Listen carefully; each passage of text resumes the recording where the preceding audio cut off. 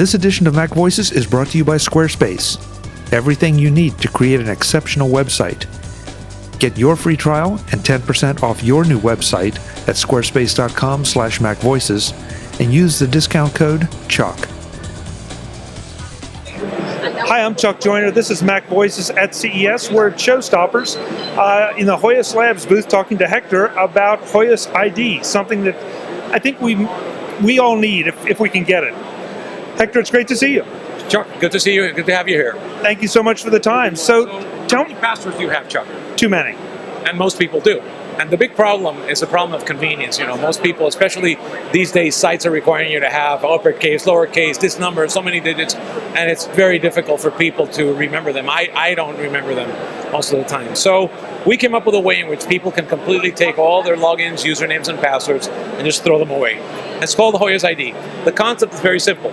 Your biometrics, which are those biological features you're born with, your fingerprint, your iris, your face, your DNA, many of them, such as your face and your iris and your periocular, the area around the eye sockets, can be acquired by a regular camera on a smartphone. In this case, I have an Apple 5 phone with me here. What I'm going to do is I'm going to give you a quick demonstration. I'm going to scan this QR code that's over here. And now the app is going to ask me if I want to be authenticated. I'm going to say yes. And it's going to then ask for my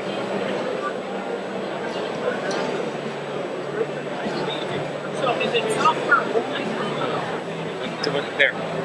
So it acquired me, and now it's going all the way back in New York to a server to verify if it said yes, this is Hector. Go and let Hector come into the Wall Street Journal, Hector's Journal, right over here. So this is an example where I went into my Wall Street Journal page without having to enter my username and password. I could do that Citibank account, Facebook, any type of account. So anybody could actually take our app, which we're going to be releasing in about a month and a half, called the HoyosID B2C app. This is a consumer. You'll be able to basically populate all your websites that you go to and throw your logins and passwords away and never again have to use a username or a password.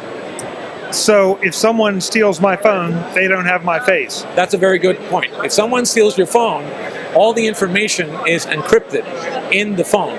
So they would have to break, we use a type of encryption, which is the defense type encryption called SHA-1 encryption. So the interesting thing here is that when I generated the QR code, that generated a private key. Now the private key established a two-way SSL secure session between the backend server and this phone. That's a complete secure session.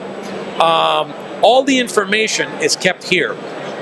The only thing I sent was an encrypted message to the backend secure server saying, yes, Hector matched on the phone. It is Hector. Let him in. That's all. I don't send any biometrics or any biometric message out to the backend. All the biometrics always stay here, which protect your identity.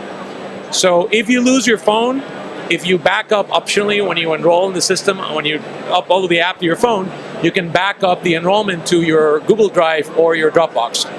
And so if you buy a new phone or replace a new phone, you just restore from there. But before you use it the first time, it'll ask you to, because remember, you're enrolling, you're restoring the information so that you put on your personal Google Drive. So when it then activates it for the first time on that new phone, it'll ask you to authenticate yourself like we did here.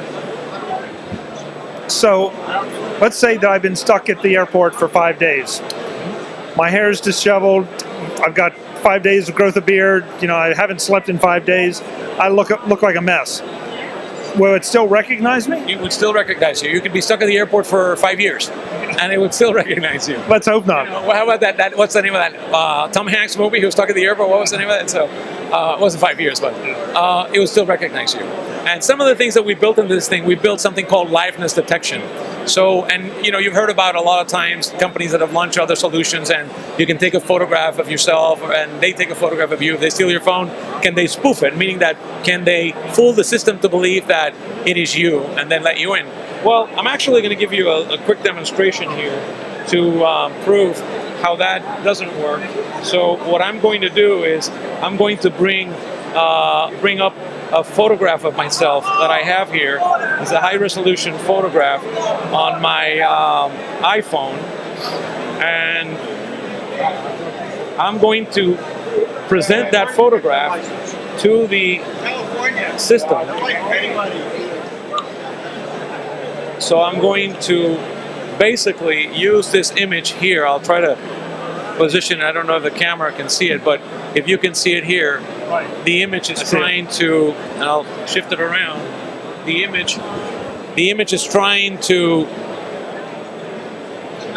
the phone is trying to read the image. Now what's happening there is that we're looking at the image and the application is saying, well, I can't see any depth perception here. Even though what a hacker will probably do is try to move it around to make it appear like a real person. But then the phone's saying, well, I can't read any temperature off of this. I don't see the pupils dilating. Even if it were a video, I would still get a different reading because temperature off of a video is a completely different reading than temperature off of live human skin. So it timed out. So that's what we call liveness detection.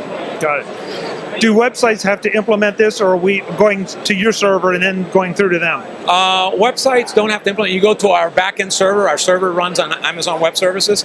It's called the secure server, the BOP server. But again, in that server, we do not keep ever any of your biometric. The only thing we keep in that server is the device ID of your phone to know that that phone belongs to you. Your device ID of the phone and you. And it doesn't have to be your name.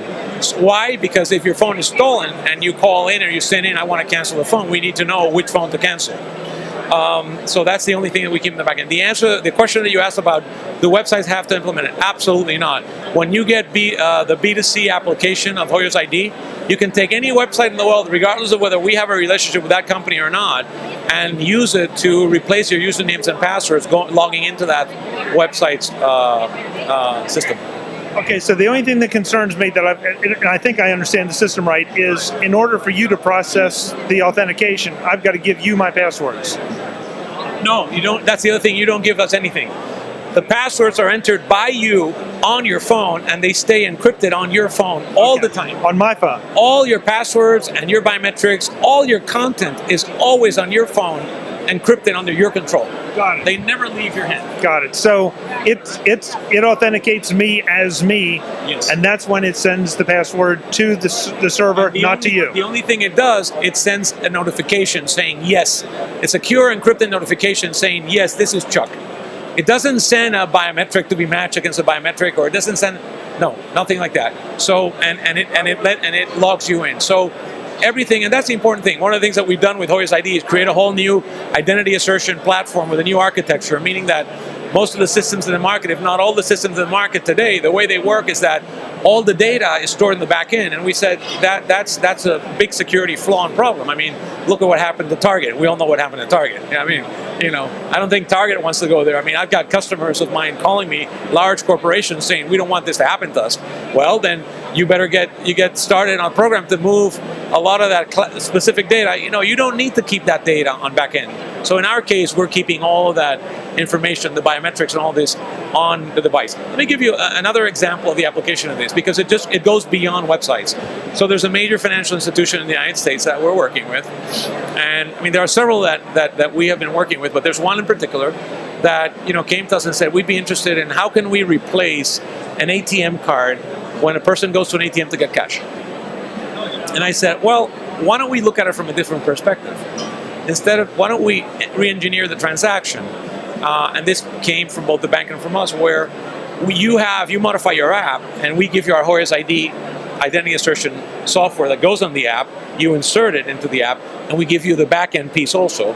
And then you modify the app to have a small ATM section, so that you can bring up that app on your phone, and I'm sure that you do, online banking like most people today, and you have a little section that says ATM. You bring ATM, and it asks you, how much cash do you want? $200. Next time you're in front of that bank's ATM, you go in, it has a QR code like this on the screen, small QR code, refreshing every 3 seconds. You scan the QR code, wakes up the app like here, you look at it, identifies, yes, it's Chuck, and it gives you a $200. Without having to enter an ATM card, without having to enter a PIN, without having to even run through the traditional ATM transaction to get cash on that machine. And that's how this is going to change a lot of things with respect to how we authenticate ourselves, because the key is we don't authorize anybody, we authenticate. Authorization means that you're relying on something you're telling me.